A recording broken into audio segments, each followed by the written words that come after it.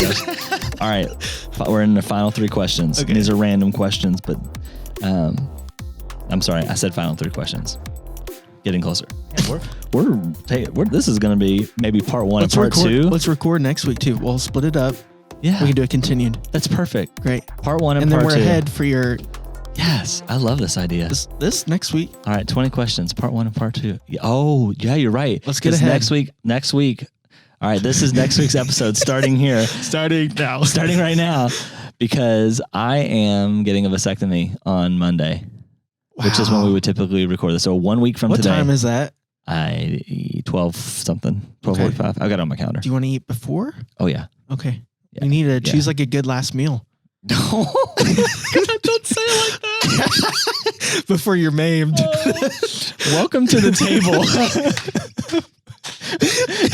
Continued. We talk about everything from Jesus to Jesus. Vasectomies are included. Yep, they are. We typically have an appetizer, an entree, and then a dessert. And we're continuing from last week where we're doing the smorgasbord of appetizers. This has been really nice. This is fun. To lighten up. Yeah, it's chill. It's very chill. Been really good. And this is part of what the table is all about. So, it is. Yep. Yeah. So it's 20 questions at the table with Taylor and Caleb. Yep. And Caleb. And because I'm getting a vasectomy next week, I will not be in for a couple of days before the podcast would air. Yeah. To be able to record that. So we're recording 2 episodes in 1. I love this. Great. Excellent. Perfect. So, all right. So we've been continuing in our 20 questions pursuit here of knowing one another even better. And we're starting with a random question. If you had unlimited free time, how would you spend it? Not wisely. I mean, it's unlimited, so you don't have to be wise, right? I would not be proficient. Yeah. I'll just be honest. And that's what I've noticed on my days off sometimes. Yeah. Because we talked about in last episode, sometimes I like to just veg out. Yeah. I'll watch TikTok. That's my, I'm right. And that's why I don't understand. I'm in a nothing box all day long. You ask me what I'm thinking about. It's literally nothing. Right. What's on your mind? Yeah. Nothing. Yeah. So, I don't know why I feel like I need to veg out, but I do. And that's not entirely the case. Like there are times I get bored and I'll go do things. So I'll cook, or if there is a project that I can do on the house, I'll do that. Yeah. So yeah. What about you? What would you do? Unlimited free time. Unlimited free time. I would play golf a good bit because I enjoy doing that. I would chill. I love to chill, and I would love to watch movies and go through movies, things I've not seen. Yeah. Go through TV show series. Like I could do that. Yeah. I think the thing of it is, like, if I had unlimited free time, okay, the time is less the issue. Is it? And the health is more the issue. Like, because I could find myself laying around a lot just watching TV and hanging out, but that would be super unhealthy. So then I would probably feel guilty about doing that. And so I couldn't do that, so like. Darn this firstborn. I know, man, I'm telling you. So like, but unlimited free time, I'd build things, do projects. I love doing projects. Yep. That's so much fun for me. I'd play music and basically all of my hobbies, but just like turn to 11. Yeah, exactly. Which is a quote from a movie. Awesome. I hope you enjoyed that. Okay. All right. Next question. What is your favorite type? Speaking of getting up off the couch, what is your favorite type of workout or exercise? I did like strength training when I did that for a little bit. Yeah. I like to feel strong, I guess. What do you specifically like to lift? Like, I mean, what to work out? Like, are you like upper body, chest, back, push, pull? All of it. Full body? Yeah. Yeah? Yeah. Even squats and deadlifts and... I don't have the dump truck to prove it, but yeah, full body for sure.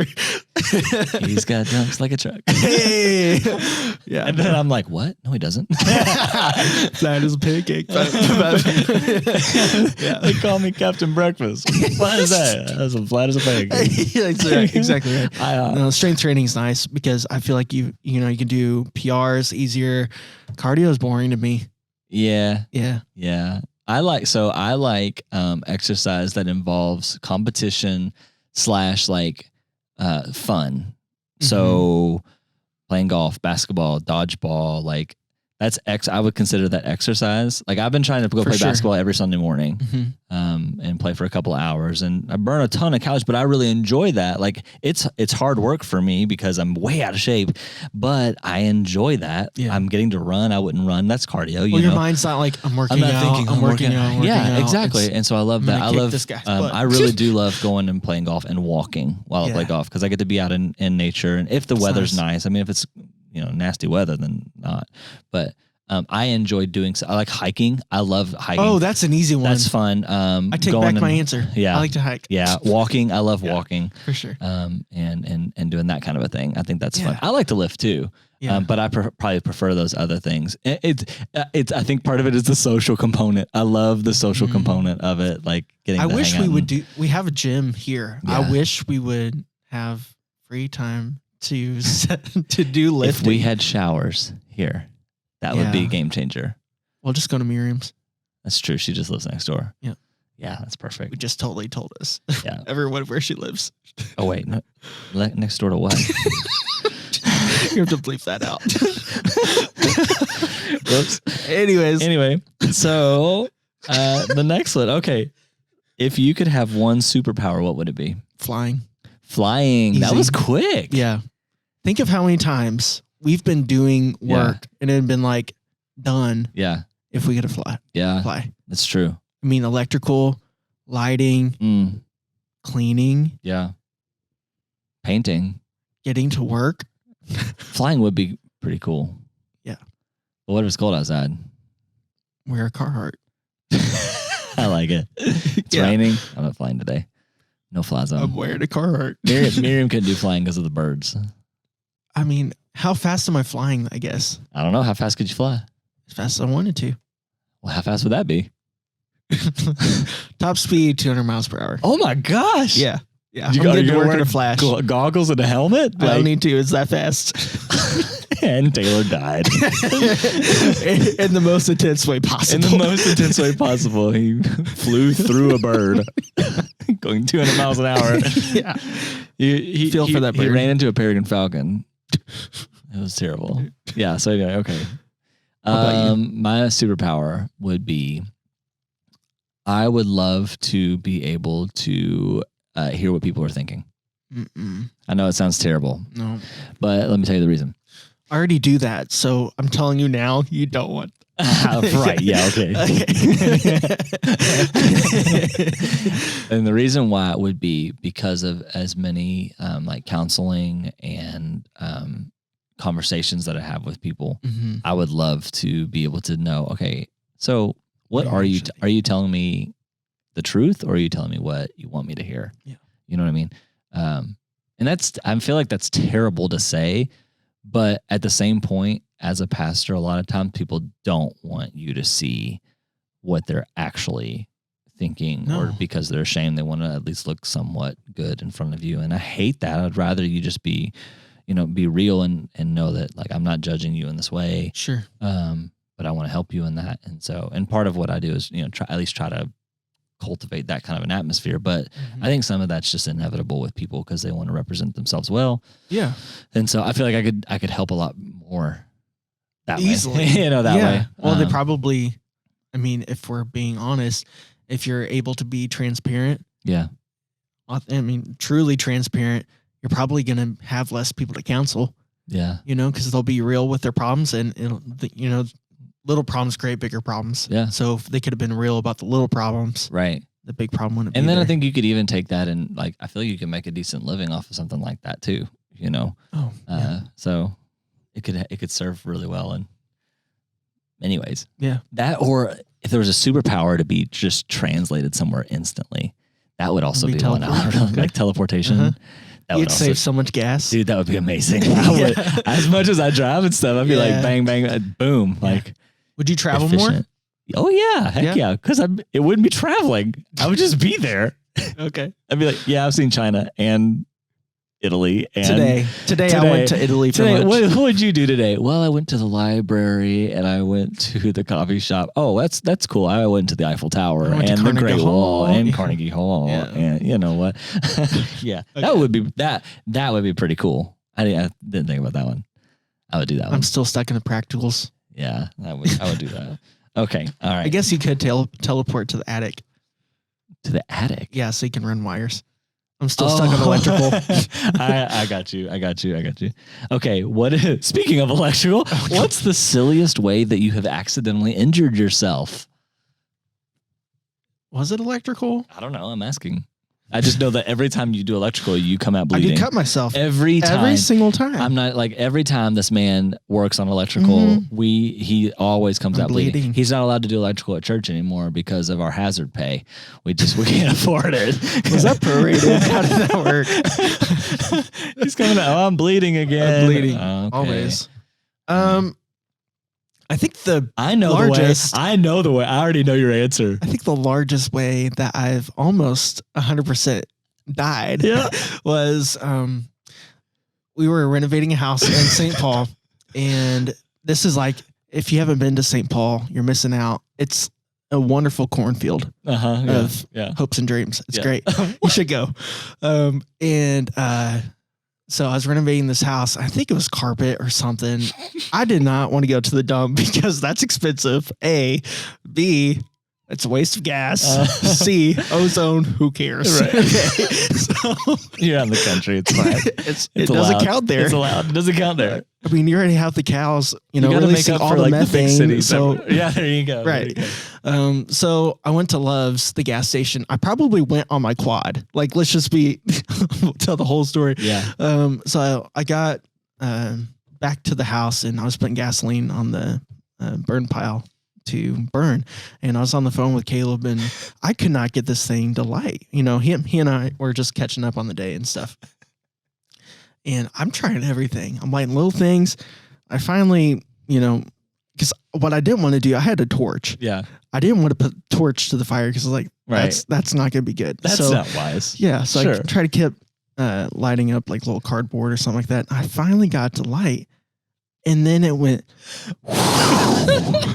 It was the brightest light you've ever seen. I saw the light of the world, And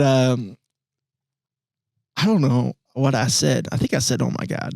I dropped my phone and ran as fast as I could. And Caitlin comes outside running and she's crying. So here am I. Because she watched the whole thing she saw unfold from the kitchen window. Husband Inferno. That's what she saw. And so she came out, she's crying. She's like, "Are you okay?" Blah, blah, blah. I was like, "Why am I consoling you?" And I said, "Call Kaleb.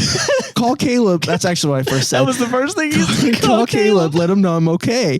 And she didn't understand. She had no clue. But yeah.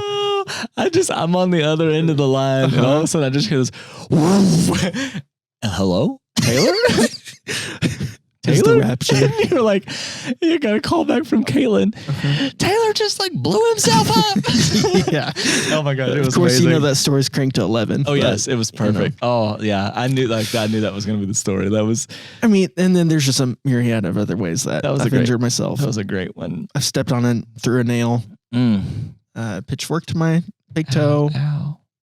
Ow. I can think of so many ways. Ow. Yeah. So mine, what I was thinking of, what came to mind was, which is where I came up with the rule, no power tools after 10 p.m. I was building our bed, and I was using pocket hole screws, and I was holding the board at one end and I was screwing it in from the other end, and it was a square bit and it slipped out and it went right in through my hand. It didn't go all the way through, but it like hit my bone. It punctured my skin and hit my bone. And I promise you, like I thought I broke my hand. Like that, it was that kind of pain. It wasn't like the slicing pain, or it wasn't that. It was, I felt like my hand was broken because like it ached so bad from that. And then I did not. That was like at 10:30 and 11 o'clock at night. I did not go.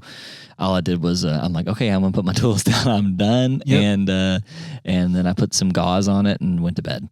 And I don't even think I cleaned it out. Like I didn't do anything. And I woke up the next day and Marley was like, "Kaleb, what in the world?" And she's like, you have to go to the hospital. Like you have to go get this checked out. So because it was still hurting really bad. And so I went and they took me to like a triage unit for the hand stuff, and they ended up it was a triage. So there was curtains around me, and there's a big dude like next door who I promise you, like, he could have played football. Like he was probably 6'2" and 250, but like the jacked 250, not, he was an impressive specimen. That's what he was, of a human being. And so he's over there, and I heard the nurse come in, and they're like, yeah, you're going to have to get a nerve block. And da-da-da-da. He's like, oh, does it hurt? And I'm like, yeah, it's kind of painful. He's like, oh, whatever. So they give it to him. He goes, oh, mother. And he's just like going off, right? Like he's going off. And I'm like trying to stifle my giggles next to it, because you can hear everything. Yeah. And I turned and I looked at Marley, and I was like, well, I hope I don't have to get what he just got, you know? Right. And then the nurse comes in to me and looks at it and goes, oh, we're going to have to give you a nerve block. And I'm like, is that what he just got? And I'm like, yep. I go, oh, great. So I gave him my hand, and I looked away, and it hurt very bad, because they had to give me a shot in the wound, right, and all that, and so they could clean it out, and it'd be a tetanus shot, because I hadn't had one. So at least I have an updated tetanus shot within the past 10 years. Yeah. So that's good. But yeah, that was probably my accidental boo-boo that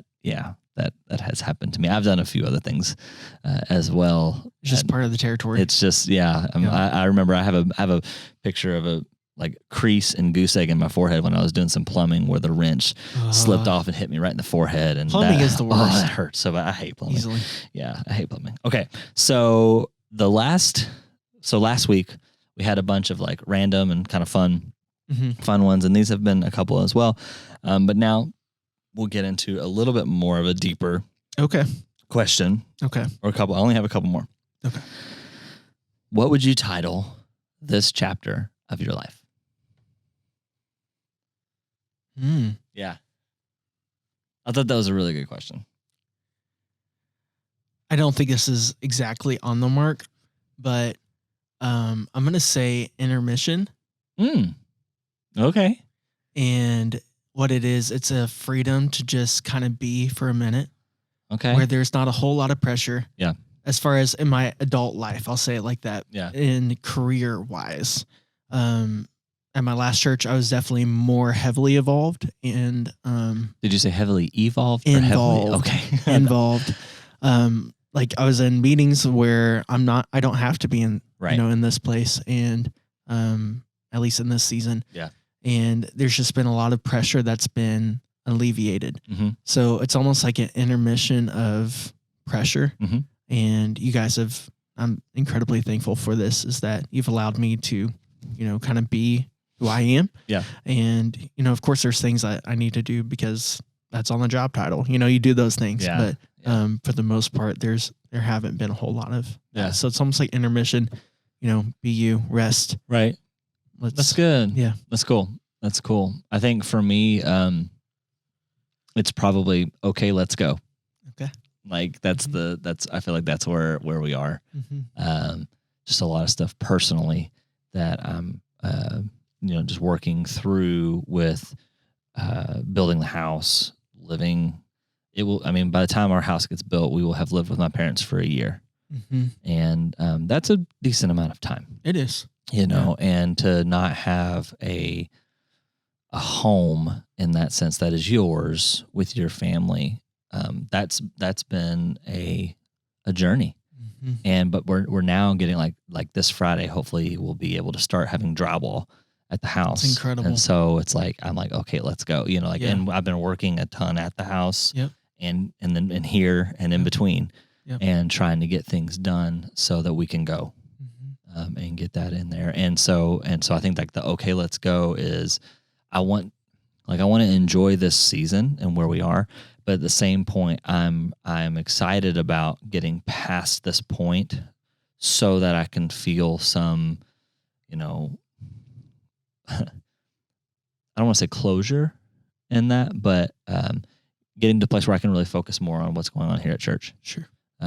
And so that's been a big deal. And then trying to just continue to sort out relationship with people in the process when I don't have time for everyone. Right. And that's hard for me because it's like that tears my heart a lot. So it's okay, let's go. Like, let's get this thing knocked out. Let's get it done and make sure that nothing is falling through the cracks. Sure. In the meantime, especially like my priority has been with my family, my kids and my wife, like especially so that they don't fall through the cracks. Cause even not being home, like I'm not home a lot. Right. And so I don't want them to feel like it's an absentee dad. Right. When I'm trying to spend the time doing it, so we can be a family together, so it's I feel like that's like the title of my life chapter right now. Plus then other things like even on top of that spiritually of people being brought into my life that have been prayers answered. Yes. I'm like, okay, let's go. Like, yes, like I'm excited about that. So like, I feel like there's a lot of excitement in my life right now and a lot of things going on.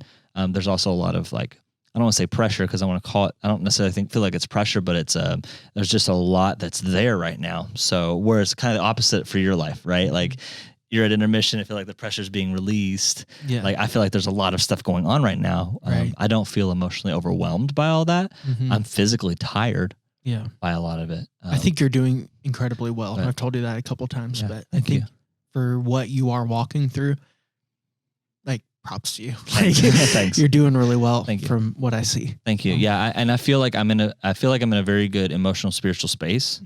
But it's obviously something that's happening. Yeah. Intentional right now. So very.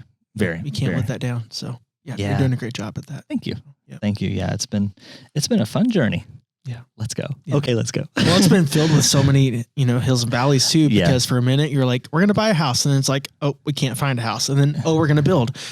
Oh, that's not going to, so it's not just building a house for a year. Right. You broke ground December 31st or something like that. Right. So we've only been, the actual building has been 3 months. Yeah. So next those 3 months, that's been 6 ish that you didn't quite know what's going to happen. Right. So, Yeah. It's in limbo. Yeah. Yeah. And so maybe that's part of why the title is, the chapter is titled, okay, let's go, because we know this is what's happening. This is what we're going to do. Let's get there, So yeah. Yay. What's one thing that you would change about yourself? We're in the deeper portion. I'm really hard on myself. Yeah, no, me too. And it does keep me back from a lot of things. Yeah. So you would change being hard on yourself? Is that what you're saying? I think so. There's, it's almost like I put myself up on a pedestal, and because of that, I can judge myself really harshly that I should be better and all those things.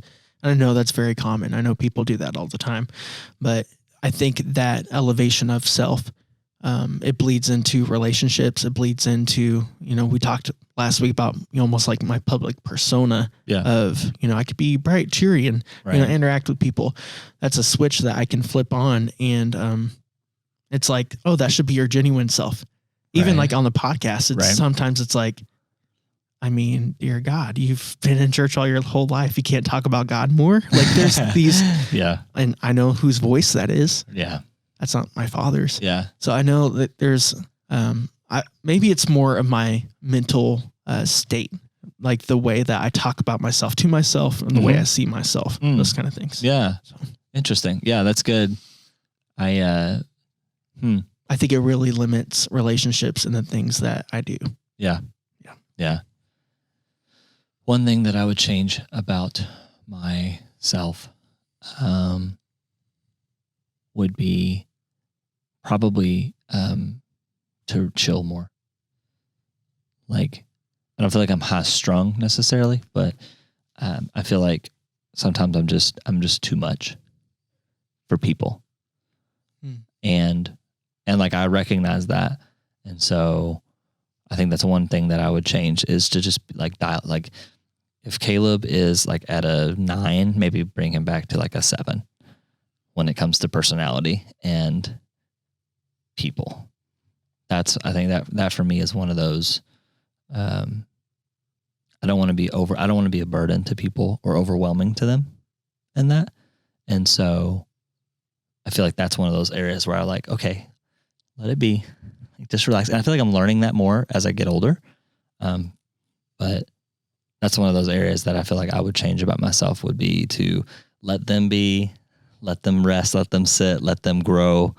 Don't feel like you've got to be so involved in people's lives to help change and to help grow. Like, just relax, dial it back. Okay. I think I get what you're saying now, because right when he said that, I was like, people love your personality, but you're talking about something different a little bit. Yeah. I think my personality can be a little bit much too sometimes. But I also wish that I didn't feel like I have to be that sometimes. Does that make sense? Because the problem, the issue that I run into a lot, and we were talking about this the other day too, was like, if I am not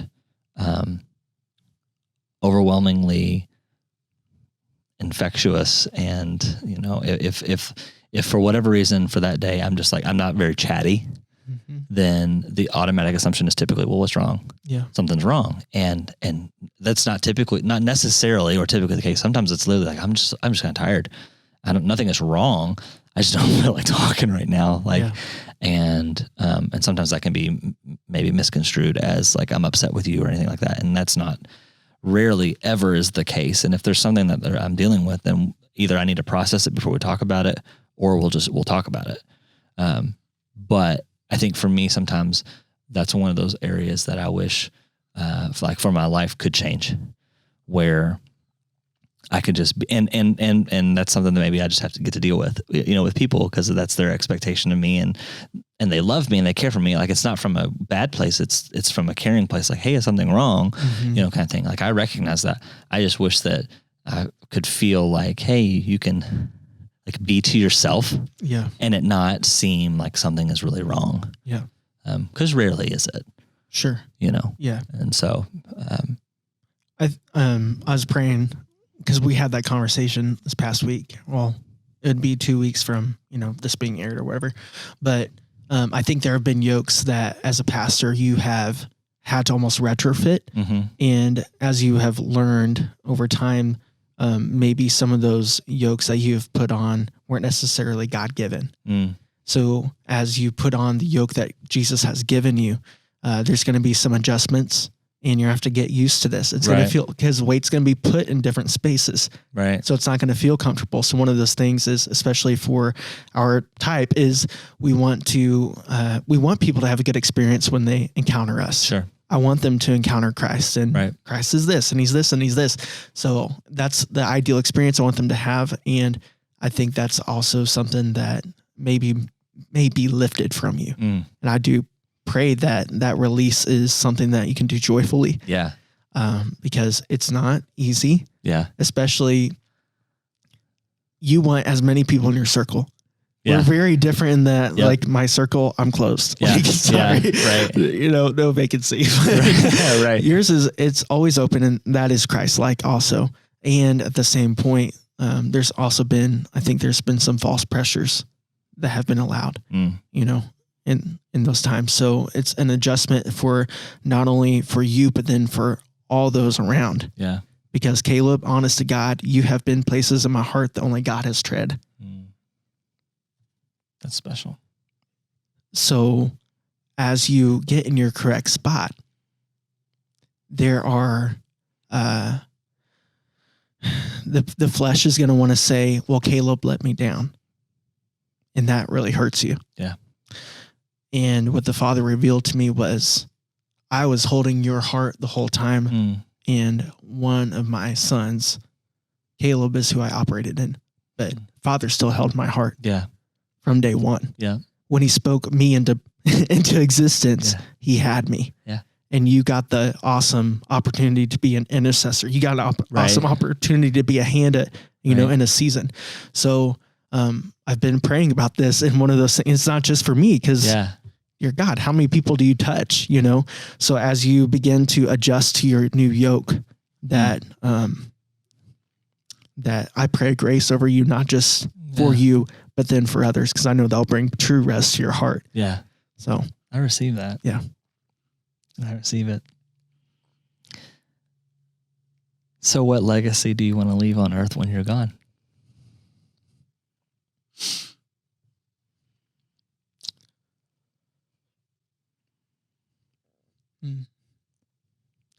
right now, it's that I want people to rest in God. We talk about it, I think, often, and that's how somehow this gift that has been given by a good father has turned into, I need to do X, Y, and Z. It's been turned into this formula, and it's been turned back into works. You were talking about faith yesterday, and I really appreciated it because Jesus is the author and finisher of our faith. Yes, he is. And it's yet another gift. Yeah. Faith isn't something I'm trying to conjure up. Right. This is something that, yet again, a good father is giving to his son, giving to his daughter, that we get to cherish and walk in. Yeah. Yeah. And if I drop it, he's faithful, and he'll pick it up, he'll brush it off, and it'll be good as new, and if not better. Yeah. That would be one aspect. Worship, music, like that kind of thing. I would love for that to be part of my legacy too. Yeah. Is just drawing people into the secret place that, I guess I almost want to say, like the secret room where I dwell with the Lord. Yeah. Because I was thinking about like Miriam and Kelly and, everybody, like they have almost their niche, like anointing kind of space.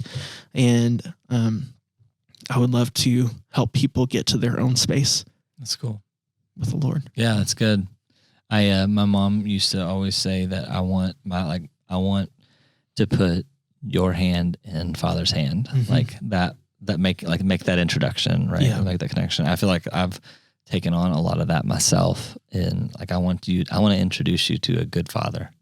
But like I think when I think about like legacy, really I think about like I want to be known for he loved well, like he did thing. Like it wasn't just talked about necessarily, but he loved well, and it was demonstrated through his actions. He loved Jesus with everything. Yeah. And it was demonstrated with how he talked to people and treated people, and how he loved his family. Like I want that to be part of my family is a big part of my legacy. And I've just gone through so many people's accounts of being a pastor and how their families suffered because of it. Like I really am very intentional about like, that's not going to be my legacy. Yeah. That's not who we are. Right. My family's not on the altar in this. They're part of my ministry, and they're who you entrusted them to me to begin with.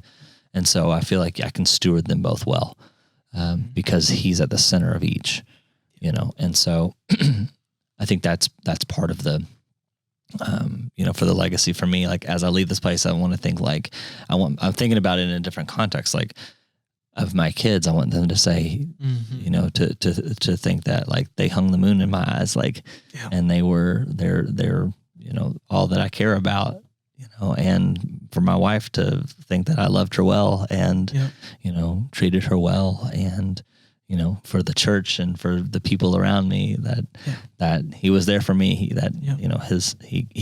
genuinely cared for me in this. And it was fun to be around. Like I want that to be part of the legacy, is like being fun to be around. Cause I think sometimes I can be intense, and that can be not fun for people. And like, I have such a heart to be like, hey, let's fix this and let's grow this. And so I think sometimes that can be like, I get to be in people's very uncomfortable moments of life. And so I think the fun aspect or the joyous aspect, I think like that's really important to me. So as far as legacy goes, like I